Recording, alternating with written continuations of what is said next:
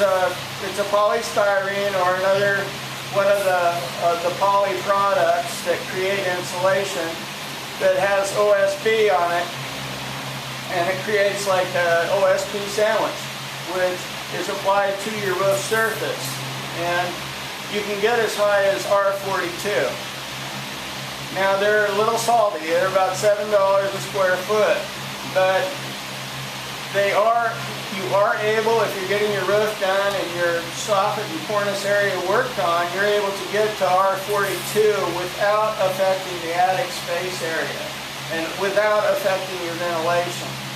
Now we've also done it in two other situations where we actually created those systems ourselves before they started coming out, and we put them into an attic floor so that the roof remained ventilated, the attic remained ventilated, but we were able to create that vapor barrier and that insulation area at the floor level. And how air circulates, there's such a minute space that I can't imagine that if it gets wet in there, how is there going to be enough circulation there to actually, and I've got a picture of that.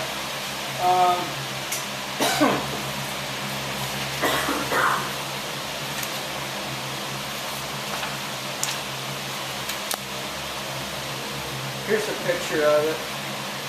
You know, I started on different species too, and we need to go back to that a little bit because there's, yes sir? With your cedar breather, the vertical sided people talk about the vertical, whatever you're doing. To get it to drain, it's got to be at least 3/8. Otherwise you run into capillary problems where it just bridges and it doesn't go. Exactly. We use tobacco lap. Sorry. Well, I think the reason for the cedar breather, like you said, back in the 50s and 60s, everybody wanted to sheet in the roof to get it to dry. When we do the cedar, we do the lath. It's always exposed, so you got to put tarps on at night, and put them back during the day, put the shakes on, and you got to put them back on again. So people got lazy, so we started sheeting in, put the paper on, put the cedar right on top, and they rot from the inside out. And now we're Tyvekking roof. The slates were when the steel rusted out. Galvanized. Yeah. Yeah, it was solid underneath, but he was showing me the shingles would fall out, and he was showing me the nails, and they were rusted all the way through it. So he said, well, what can we do now? He didn't want to buy a new roof. He's like only 5 years old.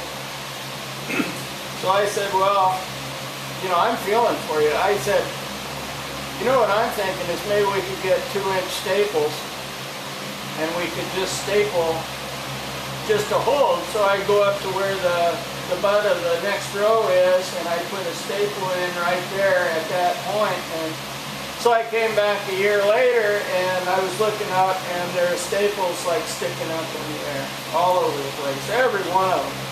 Right, this is lovely, isn't it? And then I said, well, that does it.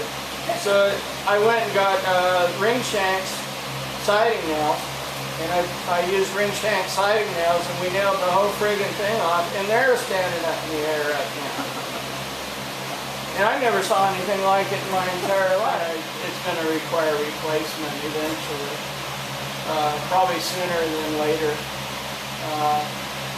Is there anything that I haven't covered? I'm sorry to keep you so long. No, she's expected. On that guy splitting, you know, with the throw, and he was tapering those. Well, he blocks them out first. Here, there's a good picture of that in here. I mean, he gets it tapered by doing that.